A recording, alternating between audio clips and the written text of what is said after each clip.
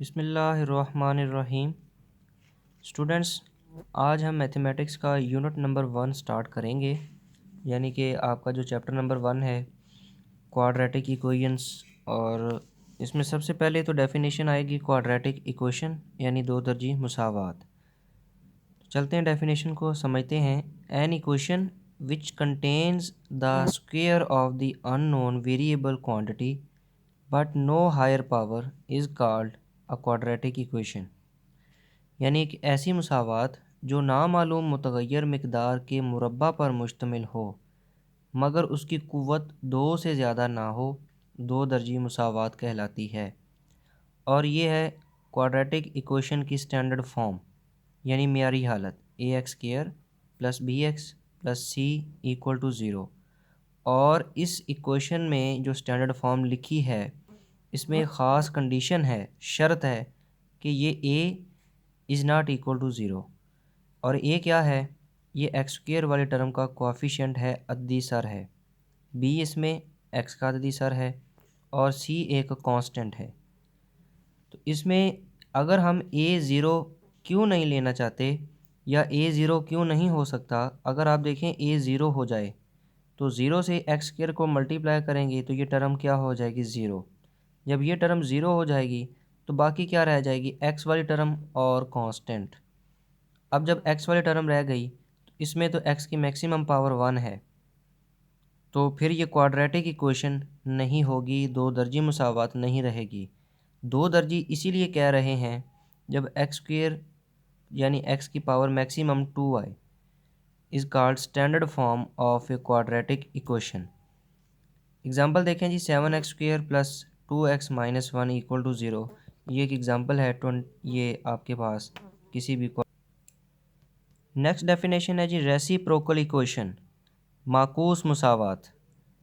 ये क्या होती है कि an equation is said to be a reciprocal equation if it remains unchanged when x is replaced by 1/x। कि एक ऐसी मुसावात माकूस मुसावात कहलाती है अगर ये x की जगह 1/x दर्ज करने से तब्दील ना हो। ये इसकी स्टैंडर्ड फॉर्म है, ये इसकी मियारी हालत है। और इसको याद रखने का एक असूल है कि सबसे पहले x की पावर 4 वाली टर्म, फिर x³, फिर x², फिर x और एट द एंड कांस्टेंट आएगा इक्वल टू 0।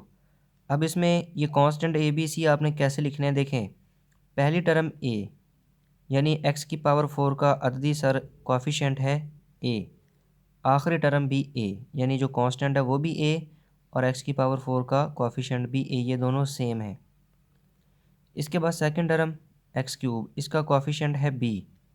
इधर से सेकंड लास्ट टर्म वो है b x, तो इसमें भी आप देख सकते हैं दोनों में b आ रहा है।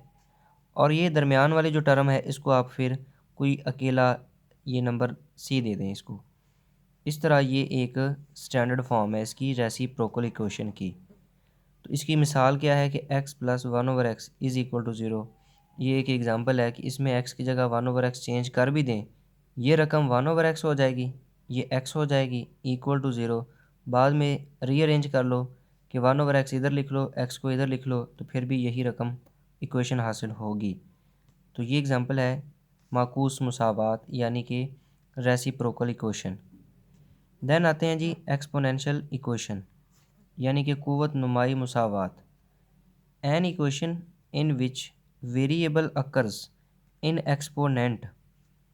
कि ऐसी मुसावात क़ुव्वत नुमाई मुसावात कहलाती है जिसमें मुतग़य्यर क़ुव्वत नुमाओं में होता है।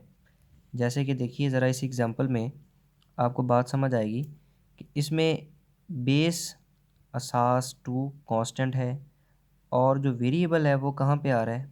पावर में। एक्सपोनेंट पावर का ही दूसरा नाम है।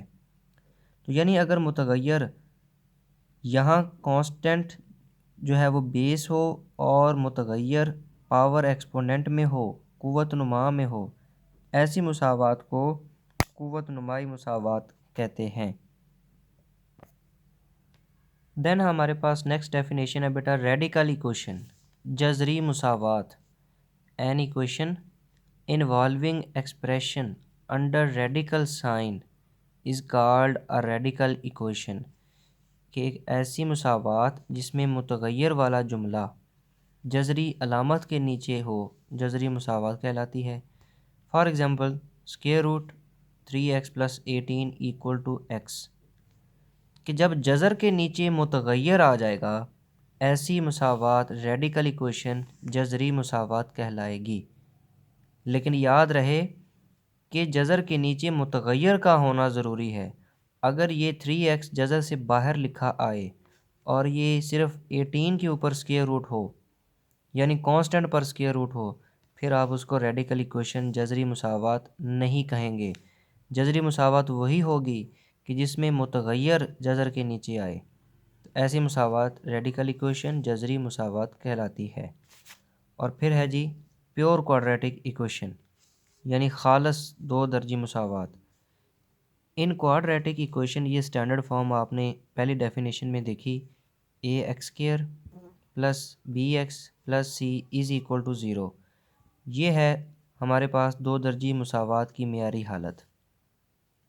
अगर इसमें ये जो सेकंड टर्म b है, if b is 0 then it is called pure quadratic equation, यानी कि अगर इसमें b की कीमत 0 आए तो ये खालस दो दर्जी मुसावात बन जाएगी। जैसे कि अगर इसमें b 0 हो जाता है तो फिर क्या रह जाएगा, x² वाली टर्म और कांस्टेंट राइट साइड में 0। यानी ऐसे मुसावात जिसमें x वाली रकम टर्म मौजूद ना हो उसको आप प्योर क्वाड्रेटिक इक्वेशन, जैसे 4x² = 7, इसमें x वाली टर्म मौजूद नहीं है, 7 को बेशक इधर ले आएँ, इधर रह जाएगा 0। तो ये एग्ज़ाम्पल है प्योर क्वाड्रेटिक इक्वेशन, यानी कि खालस दो दर्जी मुसावात की। तो इसमें यही है कि x² वाली टर्म मौजूद होनी चाहिए और सिर्फ कांस्टेंट होना चाहिए। तो x वाली टर्म मौजूद ना हो तो ऐसी इक्वेशन को हम प्योर क्वाड्रेटिक इक्वेशन कहते हैं। ये था आपका आज का लेक्चर। इसमें आप इन जो डेफिनेशंस हैं इनको गौर से समझें, लेक्चर को रिपीट करके दोबारा से अच्छे से रिवाइज़ करें और इन डेफिनेशंस को याद भी करें। ये बोर्ड में अक्सर पूछी जाती हैं। देन हम इनसे रिलेटेड क्वेश्चंस को नेक्स्ट लेक्चर में इंशाल्लाह सॉल्व करेंगे। अल्लाह हाफ़िज़।